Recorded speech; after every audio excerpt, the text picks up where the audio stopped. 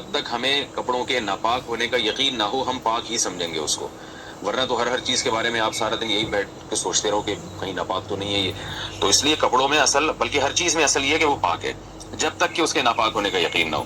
تو کپڑے آپ نے خریدے کیونکہ آپ کو یقین نہیں ہے ناپاک ہونے کا، تو آپ پاک ہی سمجھیں گے اور ان کو پہن کر اگر آپ نماز پڑھ لیں گے تو نماز ہو جائے گی. البتہ ویسے جو پرانے استعمال شدہ کپڑے ہوتے ہیں ان کو دھوئے بغیر پہننا ویسے ایک انسانی ایک طبیعت کے خلاف ہے. پتہ نہیں کس کس نے استعمال کیا اس کو، کیا کیا اس میں جراثیم ہو، اور ناپاکی کا امکان تو بہرحال ہوتا ہے. تو کوئی احتیاطاً ان کو دھو کے پہن لے تو یہ زیادہ اچھا ہے. اور اس میں یعنی انسان کی جو نفیس لوگ ہوتے ہیں، صفائی پسند ہوتے ہیں، ان کے مزاج کے بھی زیادہ قریب ہے یہ بات. دوسری ماں کی اولاد محرم ہے یا نامحرم، یعنی سوتیلی ماں کی اولاد. میرے والد صاحب نے میری والدہ کی وفات کے بعد میری خالہ سے نکاح کیا. خالہ کے پہلے سے 3 بچے تھے. کیا ان بچوں میں سے میرا کسی سے نکاح ہو سکتا ہے؟ اگر نہیں تو کیا ان کے لیے ان کو مجھ سے پردہ کرنا لازم ہوگا یا نہیں؟ کامران شیخ انڈیا سے پوچھتے ہیں. بھائی یہ بچے آپ کے کزن ہیں، آپ کے والد کے تو یہ سوتیلے بچے بن گئے، لیکن آپ کے سوتیلے بہن بھائی نہیں بنے. وجہ اس کی ہے کہ ان بچوں کا باپ بھی الگ اور ان بچوں کی ماں بھی الگ. وہ بچے جن کا باپ ایک ہو یا ماں ایک ہو تو وہ تو محرم ہوتے ہیں آپس میں، لیکن باپ بھی الگ ماں بھی الگ، تو دونوں ہی الگ ہیں، تو پھر وہ نامحرم کہلاتے ہیں. لہذا ان میں اگر کوئی بچی ہے تو اس کو چاہیے بالغ ہونے کے بعد آپ سے پردہ کرے اور آپ کو ان سے نکاح بھی ہو سکتا ہے. مرد کے لیے بالوں میں ہیئر بینڈ لگانا. آصف صاحب کشمیر سے پوچھتے ہیں میں لمبے بال رکھنا چاہتا ہوں، اگر انہیں سنبھالنے کے لیے ہیئر بینڈ لگاؤں تو کیا یہ جائز ہوگا؟ جی، مرد اگر لمبے بال رکھے اور بار بار ان کو سنبھالنا مشکل ہو رہا ہو تو وہ ان کو سنبھالنے کے لیے ہیئر بینڈ لگا سکتے ہیں پیچھے کی طرف لے جا کے. ایسا نہ ہو کہ اوپر چٹیاں بنانا شروع کر دیں. پیچھے جو بال جاتے ہیں ان کو ہیئر بینڈ سے ان کو باندھا جا سکتا ہے، اس میں کوئی حرج نہیں ہے. رسول اللہ صلی اللہ علیہ وسلم نے جو ہے نا عورت کو حکم دیا ہے کہ وہ جب بالوں کی چٹیاں بنائے گی تو اگر وہ بال جب گوندے جاتے ہیں نا بہت اچھی طریقے سے، تو غسل جب عورت پہ فرض ہو جائے تو اس کے لیے بال کھولنا ضروری نہیں ہے، بس بالوں کی جڑ میں پانی پہنچانا ضروری ہے. اور اس کے تحت فقہا لکھتے ہیں کہ مرد نے اگر بالوں کو گوندا ہوا ہو اور اس کی یعنی گویا کہ ایک طرح سے پیچھے چٹیاں بنائی ہوئی ہو تو مرد کے لیے بال کھول کے غسل کرنا ضروری ہے. تو اس سے پتہ چلتا ہے کہ اس زمانے میں مرد بھی بڑے بال رکھتے تھے اور بعض دفعہ سنبھالنے کے لیے ان کو باندھ بھی دیا کرتے تھے. تو اس لیے اگر مرد نے بڑے بال رکھے اور کہیں بھاگنے دوڑنے میں مشکل ہو رہی ہے تو وہ ان کو عارضی طور پر ربڑ بینڈ سے یا کسی بھی چیز سے وہ ان کو پیچھے باندھ سکتے ہیں. اسپائنر میں کپڑے سکھانے سے کنگھالنے سے کیا پاک ہو جاتے ہیں؟ میری واشنگ مشین آٹومیٹک ہے، اس میں اسپائنر میں کپڑے کنگالتی ہوں، گندے پانی کے بعد صاف پانی بھی کافی دیر آتا ہے، کیا اس سے کپڑے پاک ہو جائیں گے؟ بنت شاہد کراچی سے. اگر ایک دفعہ ناپاک کپڑے دھلنے کے بعد ان میں اتنا پانی بہا دیا جائے، ایک طرف سے پانی آ رہا ہو اور دوسری طرف سے نکل رہا ہو، کہ اگر آپ یہ سمجھتے ہیں کہ 3 دفعہ ان پانی کو کسی برتن میں ڈبویا جاتا تو اتنا پانی جتنا استعمال ہوتا اتنا پانی بہ چکا ہے تو وہ کپڑے پاک ہو جائیں گے. لیکن جو مشینیں آٹومیٹک آ رہی ہیں میری معلومات کے مطابق اس میں ایسا ہوتا نہیں ہے، یعنی پانی بہتا نہیں ہے، بلکہ ہوتا یہ ہے کہ ایک دفعہ پانی پورا بھرتا ہے اس میں کپڑے صاف ہوتے ہیں، پھر دوبارہ پانی بھرتا ہے اور وہ پانی نکلتا ہے، پھر تیسری دفعہ پانی بھرتا ہے وہ نکل جاتا ہے.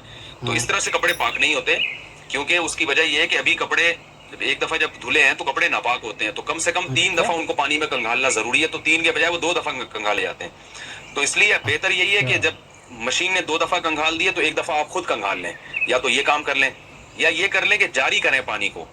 جاری کا مطلب پائپ لگائیں، ادھر سے پانی آ رہا ہو اور ادھر سے نکل رہا ہو، تو جب اتنا پانی نکل جائے گا جس میں آپ کو اندازہ ہو کہ کپڑے پاک ہو گئے تو کپڑے انشاءاللہ پاک ہو جائیں گے. ناپاک کپڑے کو مشین میں ڈالنے سے پہلے کیا دھونا ضروری ہے؟ مرد حضرات کو جو احتلام ہوتا ہے اگر وہ کپڑا ہم ڈائریکٹ آٹومیٹک مشین میں ڈال دیں تو کیا وہ کپڑا پاک ہو جائے گا یا پہلے اس ناپاک کپڑے کو الگ سے دھونا ہوگا پھر مشین میں ڈالنا ہوگا؟ دیکھو آٹومیٹک مشین اگر 3 دفعہ دھو کے پانی نکال دیتی ہے تو پھر تو کپڑا پاک ہو جائے گا. تو اور اگر 3 دفعہ دھونے کے پروسیس سے نہیں گزرتی، یعنی پورا پانی آئے اس میں اچھی طرح دھوئے پانی نکلے، پھر دوبارہ پانی آئے اچھی طرح دھوئے پھر نکلے، پھر تیسری دفعہ پانی آئے اچھی طرح دھوئے پھر نکلے، تو 3 دفعہ اگر یہ پروسیس ہو رہا ہے تو پھر تو کپڑا پاک ہو جائے گا. 3 دفعہ یہ عمل نہیں ہو رہا تو پھر کپڑا پاک نہیں ہوگا.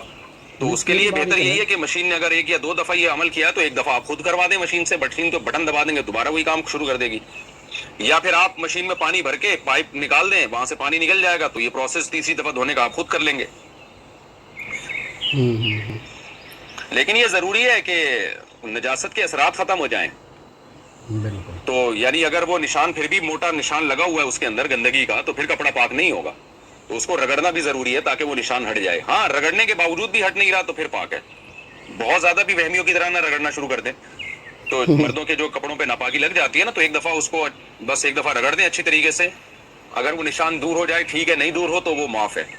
لیکن وہمی لوگ جب یہ مسئلہ سنتے ہیں تو وہ صبح سے لے کے جو کپڑا رگڑنا شروع کرتے ہیں وہ پھر مر جاتے ہیں. ان کو بس وہم ان کا ختم نہیں ہوتا. تو بس ہلکا پھلکا سا ایک دفعہ احتیاطاً رگڑ دیا بس کافی ہے. نشان چلا گیا ٹھیک ہے, نہیں چلا گیا تو بھی ٹھیک ہے. اور اگر بغیر رگڑے ہی نشان چلا گیا تو نور لنا نور. سبحان اللہ. ٹب سے نہائے تو اس سے کیا ہم وضو کر سکتے ہیں؟ گھر میں باتھ روم میں نہانے کا بڑا ٹب ہے جس میں 180 یا 200 لیٹر پانی آتا ہے. وہ ٹب اگر پانی سے بھرا ہوا ہو تو اس میں ایک دفعہ وضو یا غسل جنابت کرنے کے بعد دوبارہ اسی پانی سے وضو یا غسل کیا جا سکتا ہے. شیرینہ خان بھائی ٹب میں اگر آپ نے غسل ایسے کیا کہ ٹب کے اندر بیٹھ کے غسل کیا پھر تو اب نہیں ہو سکتا اس سے کچھ بھی. تو ہاں اگر ٹب سے ایسے پانی لے کے اپنے اوپر ڈالتے رہے ہیں جیسے مگے سے جو تمیز سے اسی طرح ہی نہایا جاتا ہے کہ ٹب کے اندر بیٹھ کے نہیں نہایا جاتا بلکہ ٹب سے پانی لے کے جو ہے وہ اپنے اوپر ڈال رہے ہیں تو پھر تو اس ٹب سے آپ انہیں غسل بھی کیا. جو پانی بچ جائے وضو بھی کریں یا پہلے وضو کر لیں. ویسے غسل کے بعد وضو کی ضرورت نہیں ہوتی لیکن سنت غسل یہی ہے کہ پہلے وضو کریں پھر غسل کریں.